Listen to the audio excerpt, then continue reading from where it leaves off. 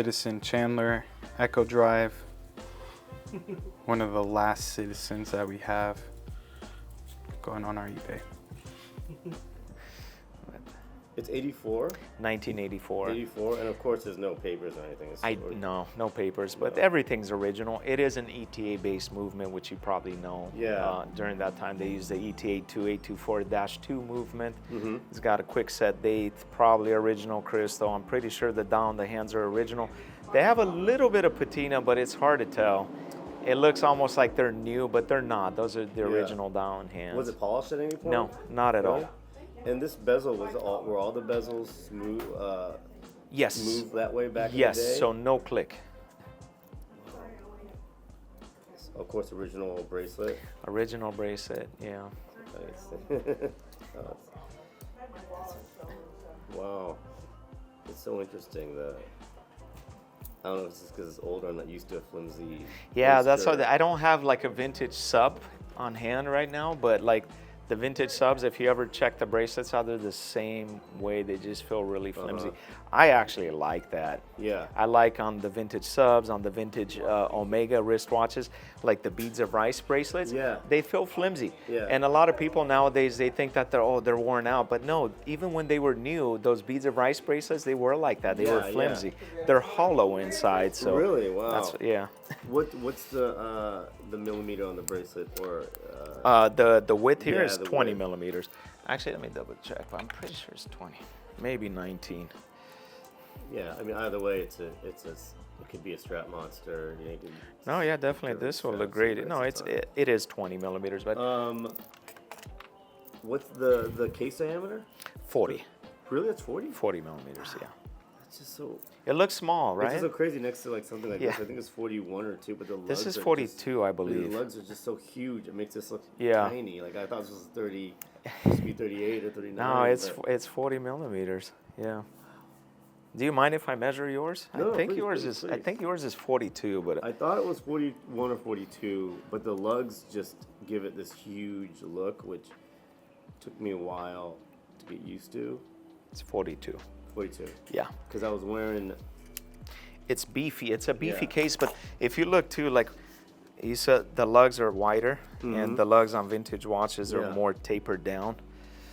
Gotcha. But yeah, this does look bigger when you're comparing to that, like a lot bigger, even though they're only 2 millimeters apart. But that's crazy. I'm gonna take 1 second and look at if you don't mind. I don't I'll mind. look Yeah. at my bank account really I quick. don't mind at 'cause all. I got my Sure. Christmas presents for people. Yeah, I don't mind. Yeah, take your time. That's kind of one of my. Yeah. So I just bought the Explorer 39, oh God, I can't forget the reference number, but the first 39 millimeter with the white gold indices. Okay. And it had the T-Rex hands. Okay. Because I wanted that watch. Yeah. Just because it's so weird and different and affordable. And I found it in Miami.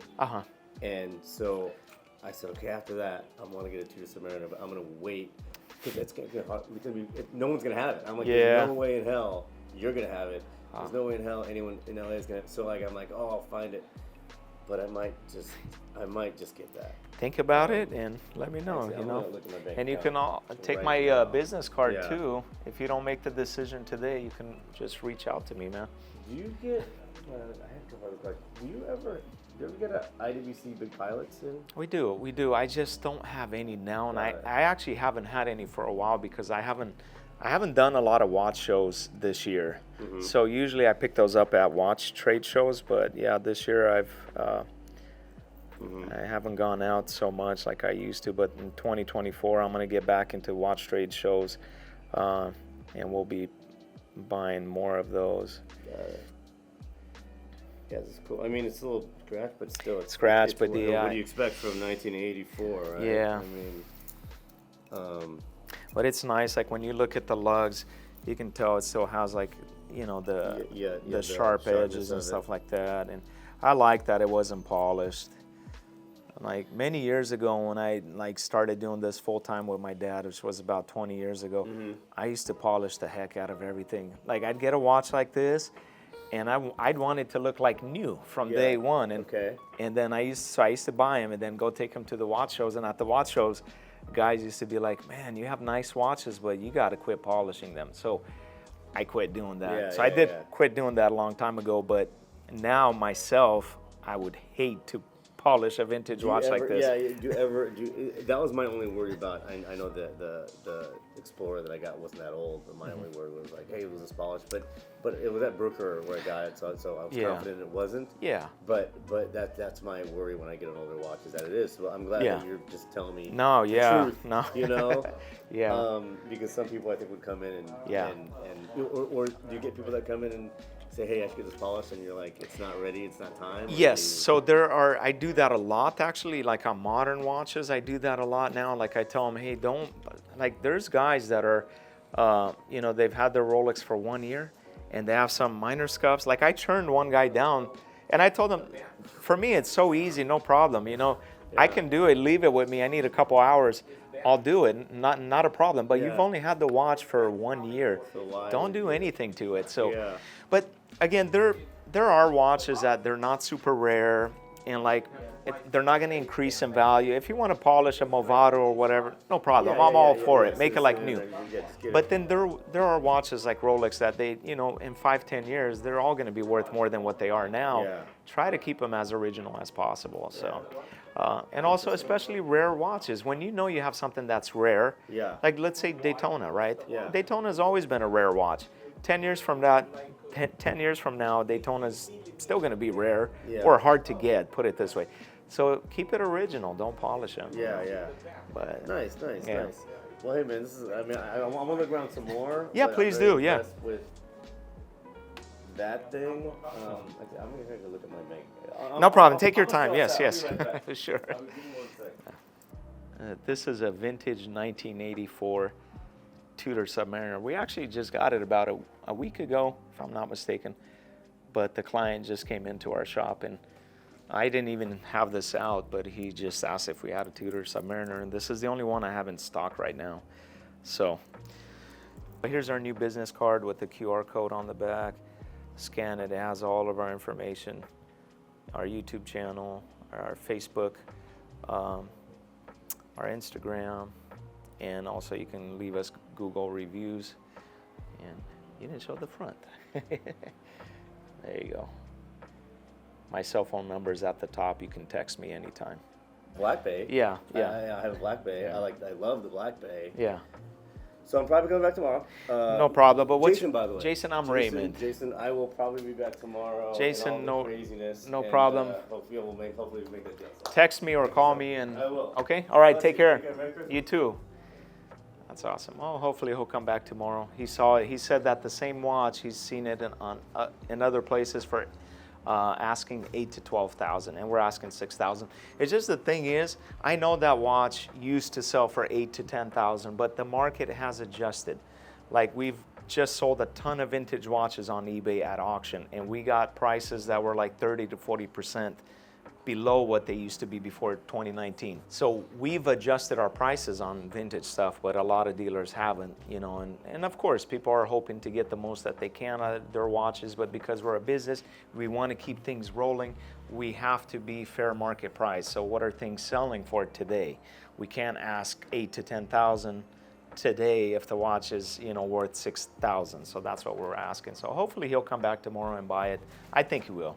So I've been doing a lot of auctions lately on eBay, a lot of our watches, just to kind of get stuff moving, get some cash flow, because a lot of these items have been up for like between 3 to 6 months, and like I said, we want to keep them moving. Really quick, one thing I never do is a wristwatch check, and I usually wear like different watches every day, and sometimes customers ask me what I'm wearing. But right now I'm wearing an Omega Speedmaster Reduced 39 millimeter. And this is a watch that my wife actually gifted me, I think about 4 years ago. But I haven't used it for about 6 months, so I'm trying to put it back into my rotation. But so I'm wrapping up some stuff now. I got to get, like today, I got to ship out 28 watches. I shipped out 23 yesterday, and I did a separate video on that, which will actually come out before this video, on purchasing over $50,000 worth of watches, and then we auction those off. I'll show you some of the auctions that just finished. I have to ship some of these watches out. Let's see here. And these are relatively inexpensive watches. Let me see, like for example, this Belova, this sold for $45. It's a very good deal because the person that got it, they're getting a watch that's serviced. Then we have a Benris watch. This watch sold for $55. Very unusual because it has the date, and usually don't see the date function on a vintage watch that's square. But again, this is a serviced watch. Client won it for $55. Let's see, we have Belova Accutron here. This one went for $96. We also did service this at some point. Let's see what else we got. We had another Belova Accutron. This one sold for $222. This is a Belova Accutron 214. These sell for a little bit more than the 218s. Got a lot of people convert these and they make them into a Space View model. Then we had a Wittnauer watch. The dial was very stained, but it's a Wittnauer automatic. It's got fancy lugs, and this one went for $83.28. Not very expensive. This Seiko 5, it's got a beautiful dial. It has kind of like what we call zoned dial because you have different colors in different zones of the dial. This one went for $133.50.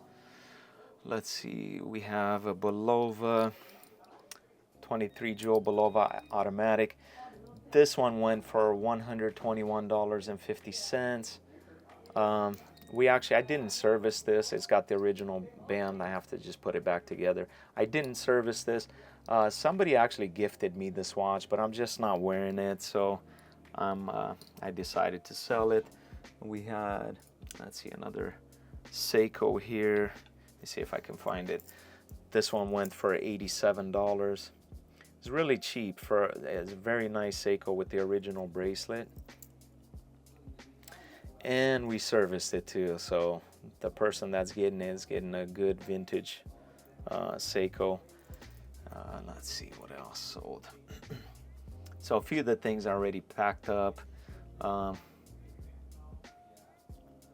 Okay, this Seiko, this is a modern Seiko. This one went for $150.50, and this is actually a salesman sample. So it's got everything that that all the other Seikos have except the movement. It says dummy sample in the back of the case, so it's got no movement inside. So if a person out there has this exact watch and maybe their case or their bracelet or their crystal is cracked, they can just transfer over the movement from their watch into this one, because this one is pretty much in mint condition new. It was just used for to show the customer so they don't try on the actual watch. Let's see what else. We sold an Omega bracelet. I didn't take it out yet. I have to ship that. It went for $152. I don't know if you can get this on the screen. It sold for $152.50. That's very inexpensive for a vintage Omega bracelet. I've sold these type of bracelets for up to $400 in the past. This is another Seiko that sold for $115. This has the double quick set, and the movement is a 5606 inside of this, and it's actually hard to find parts for this movement. For some reason, all the quick set parts on the 5606, they always break. So this watch is completely serviced, running great. It's got a beautiful baby blue dial. Sold for $115. So this is a vintage Roamer. It was actually a client of ours sent in 2 watches, and I gave him an estimate, I think, of $150 to repair this watch. and he didn't want to put the money into it. It's from 1940s. It had parts broken in it, so we serviced it. We put the parts in. I think we gave the customer a $40 credit or a $50 credit, and then we auctioned it off on eBay, and we only got $40.58, so that was a loss. We sold we sold a lot of some just watch cases that go to vintage Benrus wristwatches, and that sold for $45. It wasn't a lot of money. We sold this vintage Lord Elgin wristwatch. This is in 14K solid gold, and I believe the dial, so it has a logo on the dial, is from an oil company. It was ordered by that oil company. They probably used it to give the watch as a gift to one of their employees. And this is 14K solid gold. It sold for $310, completely overhauled and serviced by us. It's a good deal. It was made in 1953. It's a good deal for the buyer. Solid gold watch. The only thing is, a lot of these vintage watches, they were made for men. Like something like this was a men's watch in 1953. But nowadays it's very small size, so not a lot of men wear this size watches anymore. This is why the values have come down on smaller vintage watches. Also, we sold fancy Benrus with fancy lugs, knurled lugs, and the dial is a pipe hand style dial, and this one sold for $62. And also, we serviced the watch. We put a new leather strap on it. Really, some of these watches, we didn't even make our service costs back on them, because we on a manual wind watch, we charge about $100 to do an overhaul service. On an automatic watch, like a Seiko, we'll charge $150 to do an overhaul service. So most of these have been serviced, so we're really not even making our money back for the service. But like I said, just trying to get cash flow back and just get rid of some of these that have been sitting in our inventory for a long time. This is a 1972 Caravelle. It sold for $101. It's an automatic. I love the blue dial on this, and it is an original blue dial.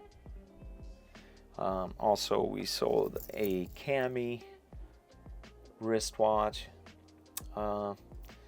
This one, this one went for $137.49.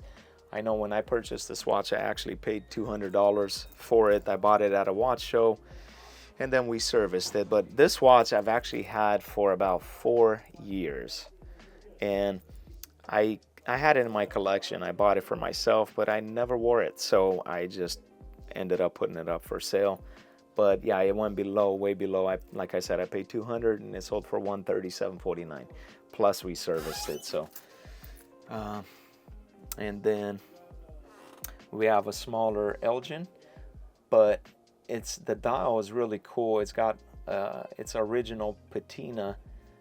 It's got what I call a freckled face, or a freckled dial, just because of the spotting. Due to, over the years, maybe it had some moisture intrusion or something like that. But this watch went for $47, and it's a square automatic watch. We also service this. Let's see what else. I guess that's it for now, because we sold a lot of other pieces, but we'd be here for a long time to show you everything. But you can check our eBay account, Sweep Seconds, or also Paul's Watch Repair.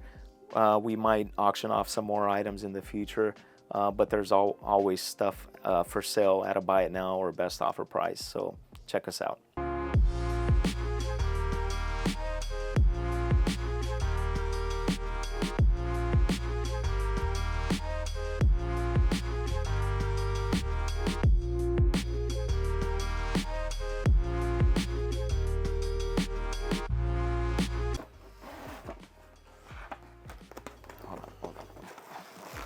These look better than the last ones, huh? They're more sturdy. Yeah, they feel like they're more firm.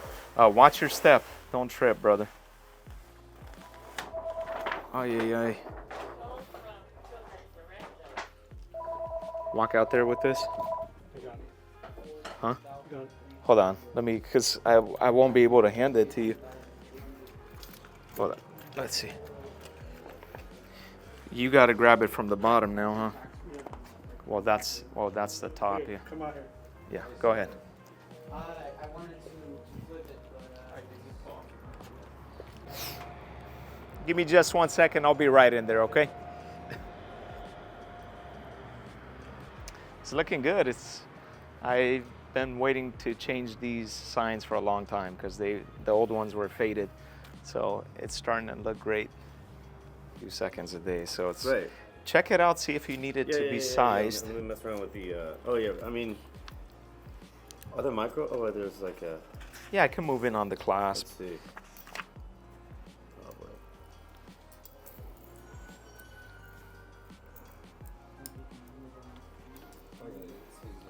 I mean, my wrists do swell, but it is probably still loose though. You need a little bit tighter. Yeah. Let's move in on the clasp. Yeah. Is there anything else that you can tell me about this watch that you know about? Or?